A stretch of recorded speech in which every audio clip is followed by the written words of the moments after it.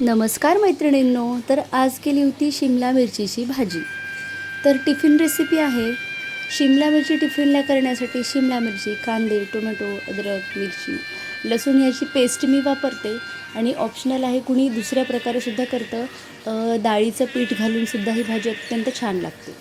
पण आपण ह्या रेसिपीने आजच्या अशा पद्धतीच्या रेसिपीने स्टार्ट करत आहोत. तर कांदा टोमॅटो फ्राय करून घेतला आहे आणि फ्राय करून शॅलो फ्राय झाल्यानंतर आपण त्याचं पेस्ट बनवून घेणार आहोत, म्हणजे बारीक प्युरी करून घेणार आहोत.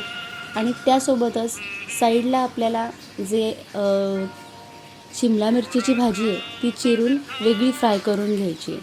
जसं की तेलात फोडणी घालून मी ती भाजी थोडीशी अगोदर फ्राय केली होती आणि मग बाजूला ही जी पेस्ट आहे, तो मसाला आहे, तो बनवायला घेतला होता. तर नेहमीप्रमाणे तेलात फोडणी घातली. जिरं आधी छान तडतडू द्यायचं. त्यानंतर त्यात मोहरी घालून मग आपण आपली जी भाजी ती ॲड करणार आहोत. त्याच पद्धतीने आपल्याला हे पेस्टसुद्धा याच्यामध्ये छान तेल सुटेपर्यंत फ्राय करून घ्यायचं आहे.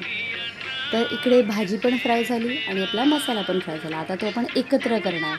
मीठ मसाले घालून एकजीव करून आपली भाजी तयार आहे. तर अशा प्रकारे टिफिनची रेसिपी मी बनवली होती. आपल्याला या पद्धतीने भाजी आवडली तर नक्की करा आणि आपल्या चॅनलला लाईक शेअर सबस्क्राईब करा. थँक्यू. Thanks for watching. आणि तुम्हाला माझे व्लॉग्स जे मी बनवते कसे वाटतात ते नक्की कमेंटमध्ये सांगा. बाय.